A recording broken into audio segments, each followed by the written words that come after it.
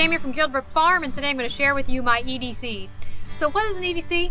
EDC is a prepper term for everyday carry. It's just a way of describing the different items that you carry on your person on a daily basis to prepare for one thing or another. And an EDC is very specific to the person and the location that you're living in. So for me, in my location, I am in the South where it's warm most of the year. I'm in North Carolina. I am outside of a major city. I'm in suburbia. And I have a small homestead here. So with those things in mind, I'm going to share with you guys some of the things that I carry on a daily basis that's part of my EDC. Alright, so the very first thing in my EDC is my clothing. I wear very dark clothing because I don't necessarily want to stand out in a crowd. Now, yeah, I know, barring the tattoos. I like to wear very dark clothing, which kind of makes me a little more blendy because that's just what I prefer. I also have a lot of camo in my wardrobe. I do like camo. So camo and dark clothes are what you're going to see me in all the time. Now, the most important thing on my person as far as clothing would be shoes. I can't stress enough that shoes are the most important item that a person can have because any incident that happens almost always is going to involve walking or standing, and if you have 5-inch stilettos on, yeah, you're not going to get very far. So I wear very practical shoes. Not the sexiest of things. What I have on as far as my summer gear are chacas. They're one of the most comfortable sandals. They work both on the homestead. They work for me whenever I go shopping or wherever it is. So that's one of the items that I wear. The other thing is water-resistant pants. Now these are hiking pants that are awesomely zip-off so that I have both shorts and pants, and it works two different ways. So that actually helps me keep a minimalist wardrobe as well. I only own 4 pair of pants and they convert into shorts. There you go. And then, of course, just regular old t-shirts.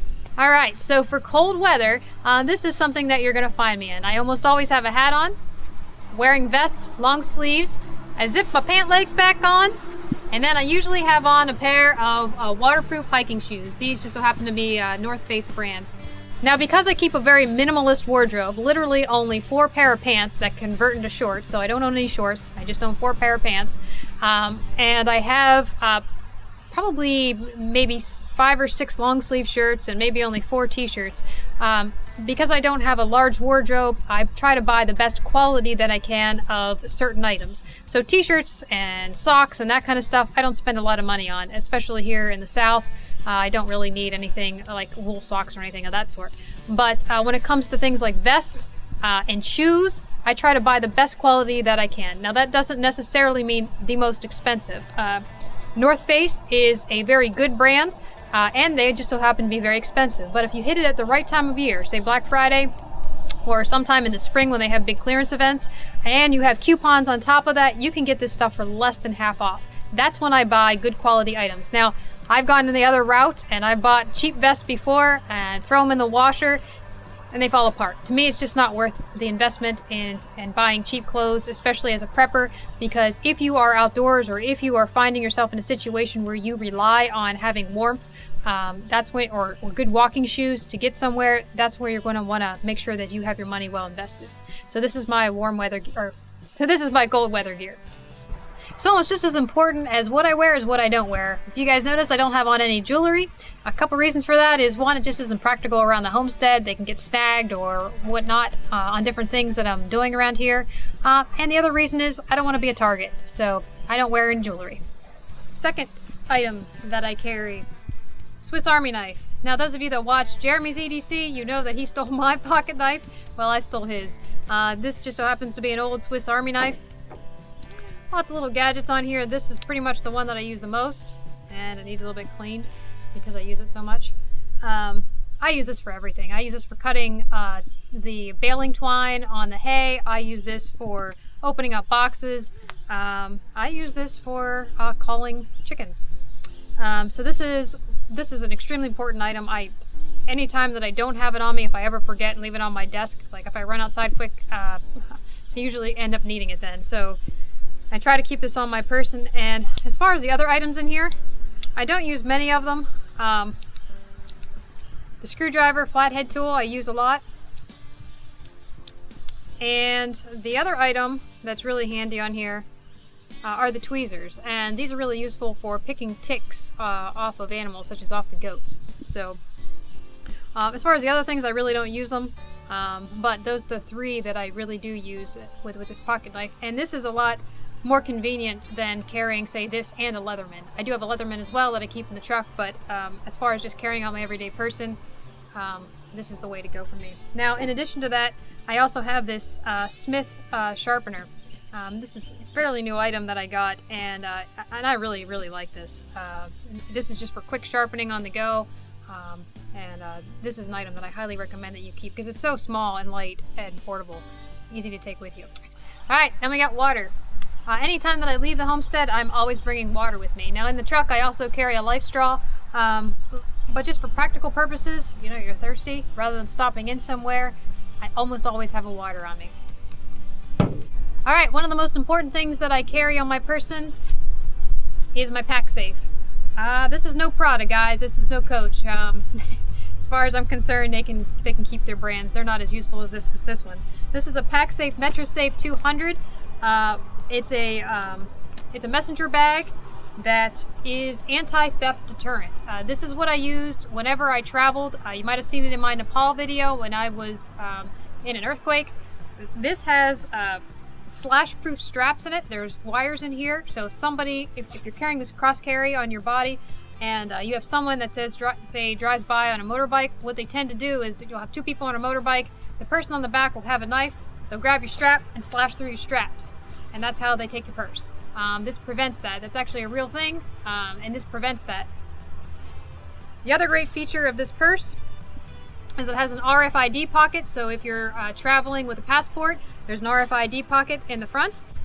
And it has a 2-lock system for all of the straps, so you have to unlock it before you're able to open the purse. And this works for closing it, so if you're traveling, what you would do is, this way somebody can't come up and open your purse and just slip it open and slip their hand in for theft. They would actually have to unlock it first and then open it, and hopefully by then you would notice that somebody was trying to get into your purse. Also on the front pouch here, see that? You can also lock your zippers in there as well. Again, it's just an extra deterrent to prevent theft. So someone that's standing behind you in line that's trying to sneak their hand in your purse, you know, they actually have to do some finagling to get this purse, to get their hand in there. All right, so in addition to this, wallet. I carry the PackSafe wallet. This is, I think, the PackSafe 100, I think. It's a folding wallet that, yes, has a chain on it, and it connects inside the purse on a belt loop. And as you can see, this also has the locking hook on it, so that somebody can't just come in and grab it. It actually, you know, there's a couple steps to actually getting it off. And inside the wallet, as far as keeping your bills, there's a zipper. So again, there's another deterrent for someone trying to steal your wallet. Now, in all practicality, this is actually perfect for people who are taking out their wallet and are trying to pay something at a register and maybe like set their wallet down and walk away. How many times have you guys done that? I know I've done it once or twice. This kind of prevents you from walking away without your wallets, keeping it attached. So there's a couple benefits to having this. Phone. I almost always have my phone on me. Trust me, guys, I wish that I did not have to carry a phone. I would much rather not have to carry any kind of technology with me, but in this day and age, having a phone can be a lifesaver, literally. You're one step away from calling 911. If you are somewhere in a situation where you need to reach a family member or they need to reach you, if you need to use a compass or a light or directions, any of that sort in a smartphone, this is the quickest way to get information and to receive information. So having a phone is important in this day and age, even if you are a Luddite like I wish I were. This is, you guys, some of you guys are gonna laugh at this, but this is actually one of the most important items in my EDC. Quest bars. I don't leave home without them. I pretty much have stock in the company because I buy so many of these. I almost have 2 or 3 on me at any one time, and then I have a whole bunch of them in the truck. Now, some of you guys are going to ask, why do you have so many power bars on you? Is it in case of the apocalypse or an EMP, so that, you know, if you have to hike home, that you have food to last you a couple days? Well, okay, yeah, that would work in that case too. But on a more practical standpoint, if I'm hungry, I don't have to stop in at a restaurant. These things cost about $2.20. They have about 20 grams of protein in them. As far as I can tell, they're one of the healthiest meal replacement bars on the market, and they overall they just save me money from having to stop in at restaurants. So I always have these on my person.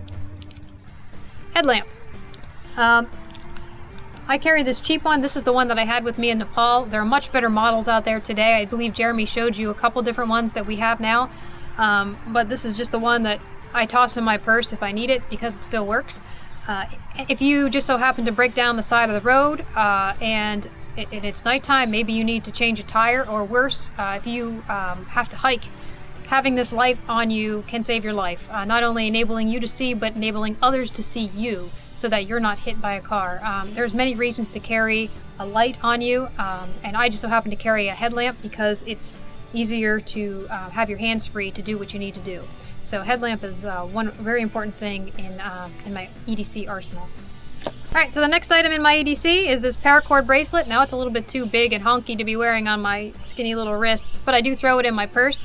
There is a paracord line on it, if that's what it's made out of. There is a really cheap little compass. In an emergency, this would work. And most important is this magnesium rod on it, so I could start a fire. Now, you could also carry a lighter as well.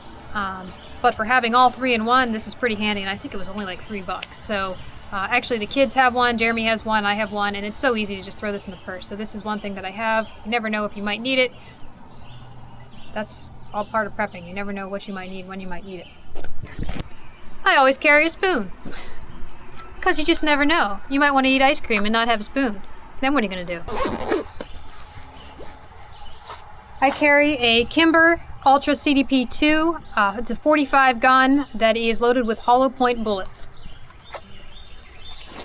Now, I don't believe that just anybody or everybody should go out and be armed. I believe that people should have a background check. I believe that people should be raised around guns or have a lot of experience with guns, and I believe that there should be multiple safety courses in order for somebody to go out and purchase a weapon. That's what I've done. I'm very, very comfortable about weapons. I've shot them my entire life. I've been in competition several times. So I am very comfortable about weapons, around weapons, and so is Jeremy. So again, I don't think that just anybody should have a gun, but the right people should, and in the right situation, it could potentially save your life. That's my everyday basic carry. That's why I carry what I carry. I hope that's helped you guys, and if you like this kind of stuff, hit that like button. That's what keeps us producing these videos every week, and we'll see you in the next video.